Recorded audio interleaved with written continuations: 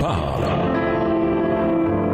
Chaque jour, Charles et Carole vous présentent la leçon de l'école du sabbat.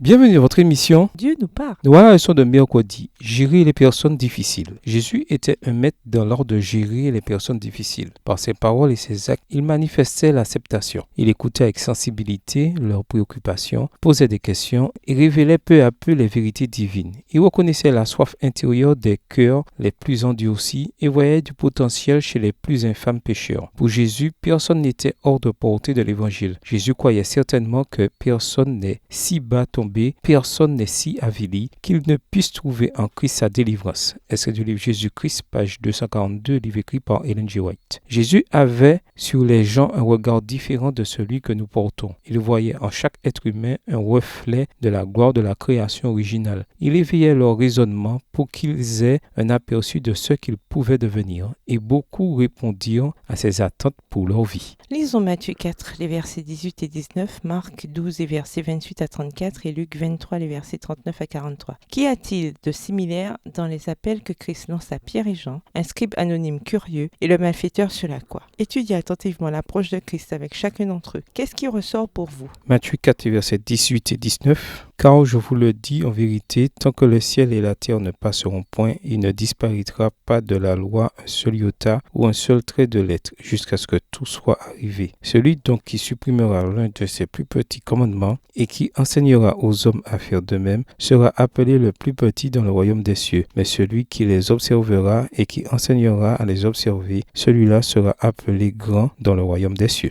Marc 12, des versets 28 à 34, un des scribes qui les avait entendus discuter, sachant que Jésus avait bien répondu aux Sadducéens, s'approcha et lui demanda « Quel est le premier de tous les commandements ?» Jésus répondit « Voici le premier. Écoute Israël, le Seigneur notre Dieu est l'unique Seigneur, et tu aimeras le Seigneur ton Dieu de tout ton cœur, de toute ton âme, de toute ta pensée et de toute ta force. Voici le second. Tu aimeras ton prochain comme toi-même. Il n'y a pas d'autre commandement plus grand que celui-là. Le scribe lui dit, bien maître, tu as dit avec vérité que Dieu est unique et qu'il n'y en a point d'autre que lui, et que l'aimer de tout son cœur, de toute sa pensée et de toute son âme et de toute sa force et aimer son prochain comme soi-même, c'est plus que tous les holocaustes et tous les sacrifices. Jésus, voyant qu'il avait répondu avec intelligence, lui dit « Tu n'es pas loin du royaume de Dieu. » Et personne n'osa plus lui proposer des questions. Luc 23, les versets 39 à 43. L'un des malfaiteurs crucifiés l'injuriait, disant « N'es-tu pas le Christ? Sauve-toi toi-même et sauve-nous. » Mais l'autre le reprenait et disait « Ne crains-tu pas Dieu, toi qui subis la même condamnation? Pour nous c'est justice, car nous recevons ce qu'ont mérité nos crimes. Mais celui-ci n'a rien fait de mal. » Et il dit à Jésus « Souviens-toi de moi quand tu viendras dans ton règne. » Jésus lui répondit « Je te le dis en vérité, aujourd'hui tu seras avec moi dans le paradis. »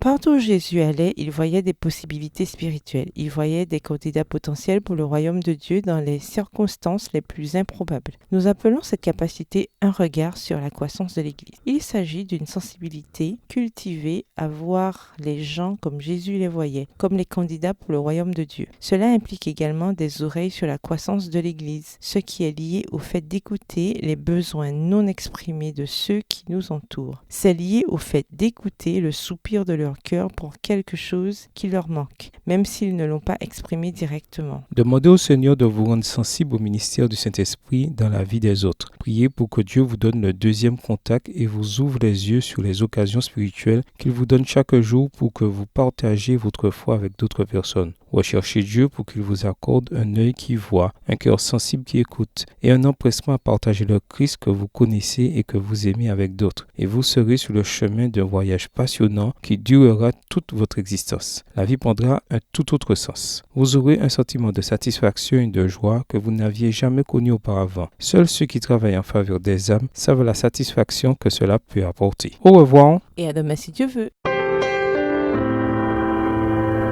Dieu nous parle. Chaque jour, Charles et Carole vous présentent la leçon de l'école du sabbat.